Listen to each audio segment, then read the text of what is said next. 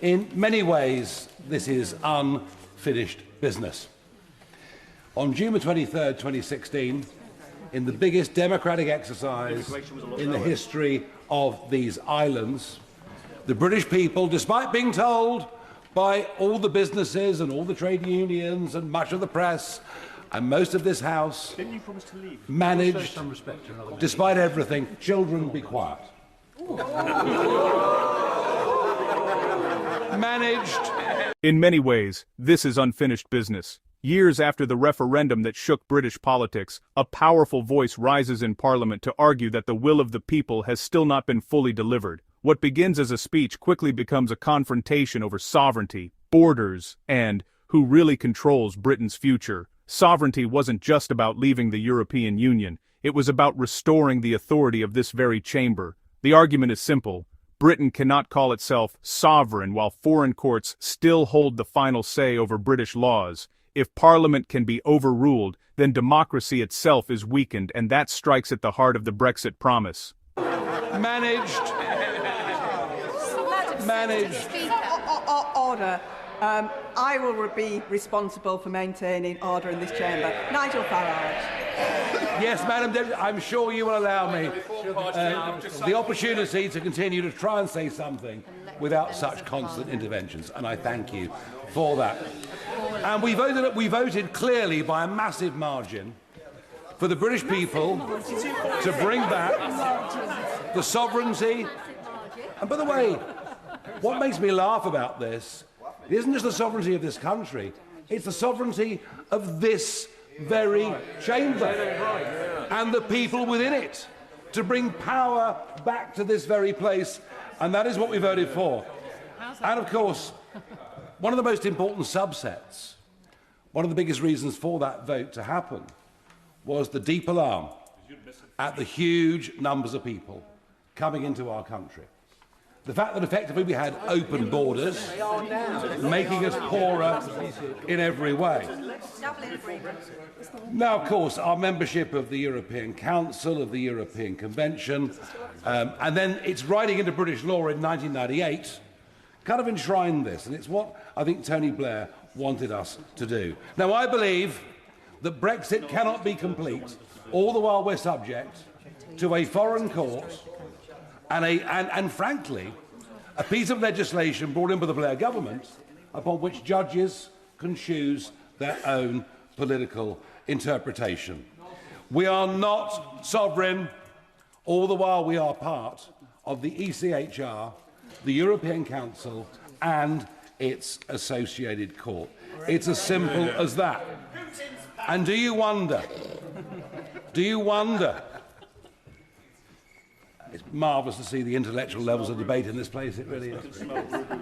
Do you wonder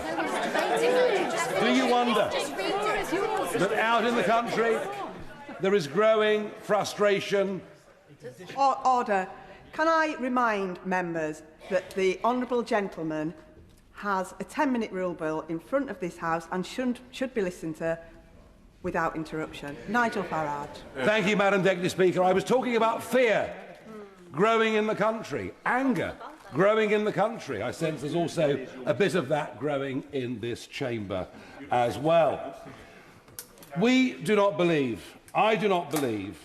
that it is right that we should, when it comes to controlling our borders, when it comes to who should be able legally to live, work and settle in this country, or indeed who should not be allowed to stay in our country, for this to be under the remit, firstly, of judges in Strasbourg, who, by the way, are jurists, most of them not even legally qualified, and secondly, under the political control of judges in this country who now can make their own interpretation of what we've understood for many, many years to be British common law.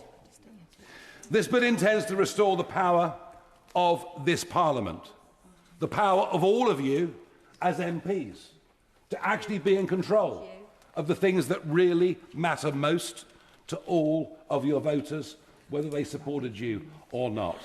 This bill intends to return British common law and to bring back some ideas. Rather than state-given rights, of birthrights, of liberty and freedom. These are things that over centuries served our country far better than any other nation in the European continent. This is about liberty, it's about freedom, it's about democratic control. And just think of this. Whatever election result there is, even if 650 of us wanted to change rules on who can come across the channel and who can stay, we could be overruled by a convention we signed up to in 1998. We could literally, don't shake your heads, we could literally be overruled. Literally be overruled. So this is about sovereignty. This is about sovereignty of the country. It's about sovereignty of our parliament. It's about our voters being able to choose the future course and direction of our own country. And that is why this matters. And let's just remind ourselves, very briefly, of some of the worst examples of where the ECHR takes away our democratic rights. To begin, and it's really interesting, isn't it? It was the last Conservative government who decided to put in place the Rwanda. This is about sovereignty. The sovereignty of the country, the sovereignty of Parliament, and the sovereignty of voters to decide their own future. Until Parliament has the final say on borders, laws, and national direction, many believe Brexit remains incomplete. And that is why this moment and this bill truly matters. The Rwanda legislation. In theory, very good. It would act as a deterrent. Unless you support the criminal gangs, yes, it was a very good idea. A very good idea. It was brilliant. The trouble was it couldn't happen. And why couldn't it happen? Well, because if you think about the Rwanda deportation flight in 2022, at 10 p.m. at night, a single judge in Strasbourg, one without any legal qualification, decided on the basis of Article 3, the flight could not take off. And we go on, of course, to horrendous stories, particularly under Article 8, the right to a family life. Well, whose family? The families of British people, or the families of those who've come into Britain, in some cases illegally, and then been waved through? Some of it is disgusting beyond belief. A Pakistani child sex offender dodged deportation on the basis that his removal would harm the children that he'd had in this country. And this goes on and on and on. Brazilian murderers, rapists, many others who claim under Article 8 the right to a family life. Well, what about British families? What about their rights? What about their freedoms? What are your priorities here as members of this place? Now, of course, we'll be told that by leaving this completely outdated 75-year-old convention, and by the way, I fully understand why in the 1940s this was signed up to, because the other European countries did not have constitutions, did not have democracies that could pretend them again, that could prevent them going into extremism. But it's now completely outdated. We are not Russia. We are not Belarus.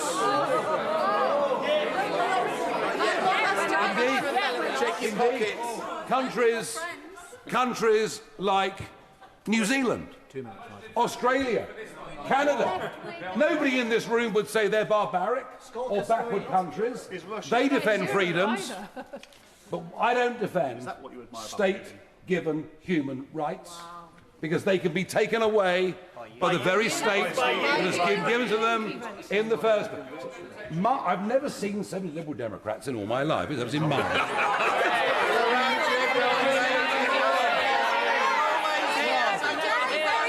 Order! Continue. I would ask the Liberal Democrats and others in this place, what is wrong with you? Do you not believe? Do you not believe? We've got a list for you. You've only got 10 minutes, mate. Do you not believe this country is good enough to make its own laws?